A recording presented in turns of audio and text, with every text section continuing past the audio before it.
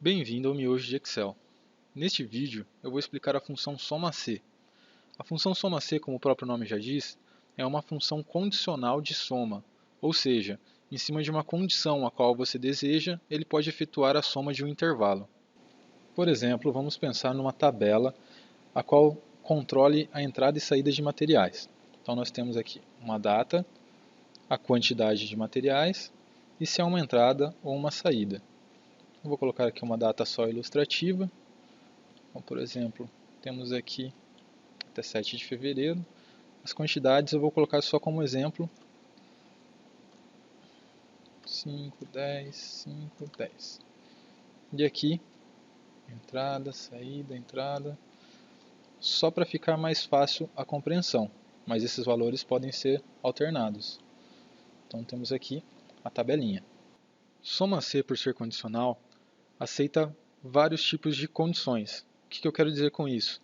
Eu poderia, por exemplo, fazer a soma no intervalo maior do que uma determinada data. Ou, como por exemplo, eu quero saber todas as quantidades onde a data é maior do que 2 de fevereiro.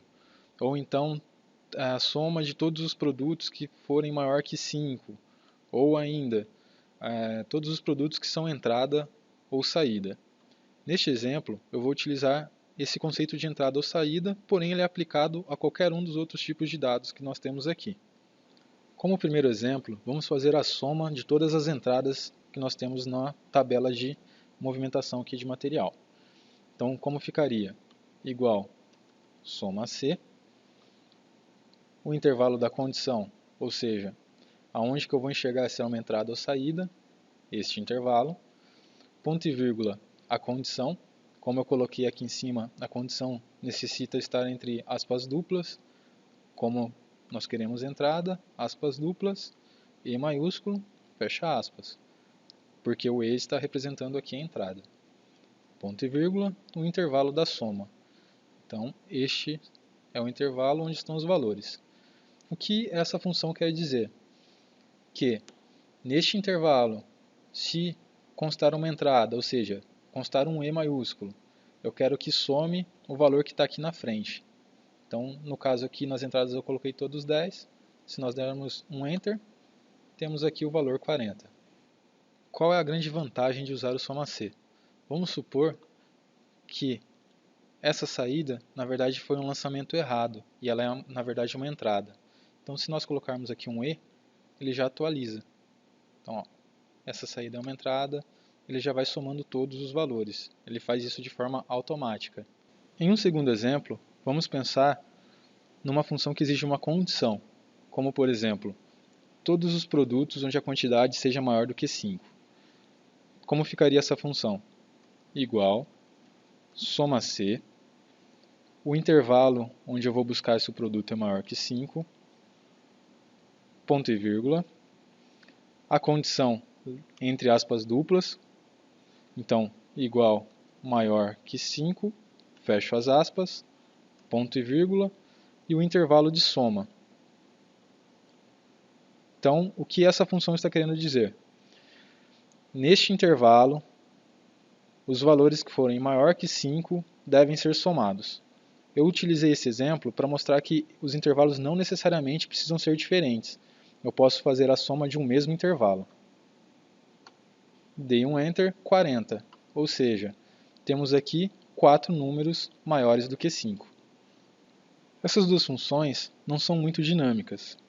Ou seja, essa primeira sempre vai trazer somente aqui o valor de entrada e essa daqui sempre valores maiores do que 5. Vamos pensar então numa forma mais dinâmica de usar o soma-c. Como por exemplo, eu vou entrar com um valor aqui em F10, um E ou um S, ou seja, uma entrada ou saída, e ele vai fazer a soma de acordo com o valor que eu entrar. Como ficaria isso? Igual, soma-c, abre parênteses, o intervalo é o intervalo aqui onde eu tenho os valores de entrada ou saída, ponto e vírgula, a condição sempre entre aspas duplas, então aspas igual aspas, que eu quero ver se o valor que está aqui dentro é igual ao valor que eu vou procurar, e a célula. Então, essa é a célula onde eu vou ver se o valor é igual.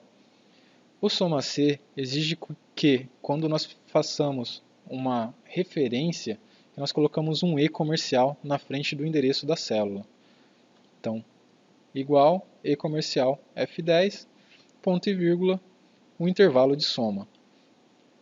Se eu der aqui um Enter, ele retorna 0, porém, se eu alimentar aqui a célula F10 com um E, ele traz para a gente 50, que é a mesma soma que nós temos aqui de entrada, ou então, se eu alimentar com S, ele traz aqui 5, que são as somas dos valores de saída.